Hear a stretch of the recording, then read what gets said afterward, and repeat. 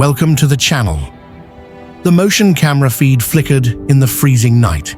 Daniel's hands trembled as he zoomed in. There, in the middle of the Siberian wilderness, a massive tiger walked side by side with a child, barefoot, dressed in torn animal furs.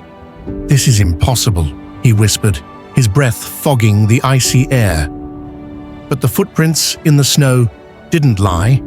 Was the child abandoned, or was it raised by the beast in the heart of the remote Siberian wilderness where the howling wind and the endless stretch of ice-bound forests rule? A lone researcher named Daniel found himself facing the impossible. His mission was simple: observe, document, and report on the last remaining Amur tigers in the region. But what he encountered was something no scientist had ever dared to believe.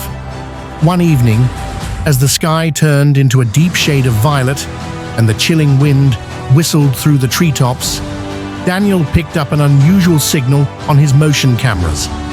A presence too large for a wolf, yet too agile for a bear, moved along the frozen riverbank. Gripping his rifle, not for hunting, but for survival, he followed the tracks, each footprint sinking deep into the untouched snow.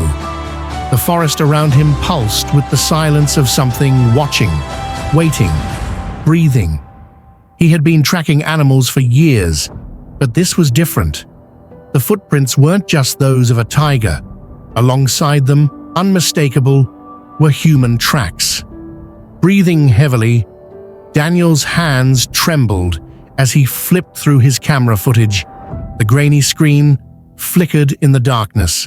A figure appeared, a child, no older than 10, crouched low beside the tiger, barefoot, half-dressed in what seemed to be torn animal furs. The tiger's massive frame shielded the child from the howling wind. They moved together, almost as one, their steps synchronized as if bound by an unspoken language. This was impossible. The cold alone should have killed any human left exposed to the elements for this long. His mind raced with questions. Who was this child? How had they survived? Were they abandoned? Or worse, raised by the beast itself? The next day, determined to find answers, Daniel ventured deeper into the frozen wasteland. Days turned into weeks. His food rations dwindled. He left radio messages that were never answered. It was as if the forest had swallowed him whole. But just as he considered turning back, he found it. A crude shelter, built from scavenged branches and packed snow, hidden beneath the tangled roots of an ancient tree. And within it, two piercing golden eyes staring back at him. The child was there, curled beside the enormous tiger, its deep orange fur blending seamlessly with the dim firelight flickering inside the shelter. The boy's face was smeared with dirt and ash, his expression neither fearful nor welcoming. He simply watched, assessing, as the tiger shifted protectively, its tail sweeping against the ground in warning. Daniel raised his hands, palms open, his breath visible in the freezing air. He knew he was witnessing something beyond human understanding, something that defied logic, science, and everything civilization had taught him. The villagers had spoken of legends, of spirits that roamed the taiga, of ancient creatures that chose their own kin. But he had dismissed them as myths. Now, standing before this living paradox, he wasn't so sure anymore. As the days passed, Daniel observed from a distance. The child and the tiger hunted together, moved together, survived together. The beast was not a captor. It was a guardian, a teacher, a family. Yet he knew the world would never accept this. No government, no scientific institution would let this discovery remain untouched. If he revealed the boy's existence, they would take him away, put him in a lab, strip him from the wild where he belonged.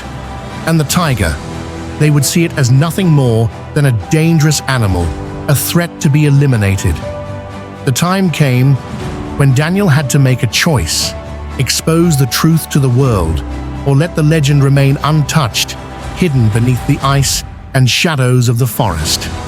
Standing at the edge of the frozen river, he crushed the last of his recorded footage beneath his boot. Some truths, he decided, were not meant to be known. But as he turned away, a distant howl echoed through the vast emptiness, followed by the deep, rumbling growl of the tiger. He hesitated for a moment, his breath hitching in his throat. What if the legend was bigger than he imagined? What if the child wasn't just surviving, but thriving in a world beyond human comprehension? His fingers hovered over his radio, torn between duty and the unknown. For years, the story of the tiger child remained a whispered legend, passed among locals and dismissed by the outside world as nothing more than a myth. But deep in the Siberian wilderness, where no man dared to tread, golden eyes watched from the shadows, forever untamed. As time passed, rumors grew wilder.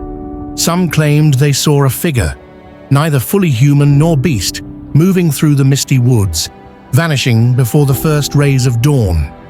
Hunters swore their prey disappeared without a trace, stolen by unseen hands.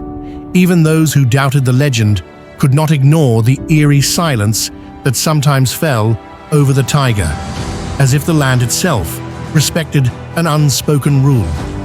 Daniel never returned to civilization the same. The secret he carried weighed heavy, a burden he bore alone.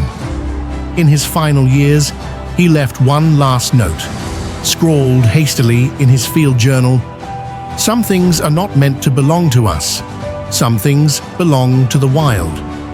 If you enjoyed this story, please subscribe for more thought-provoking content.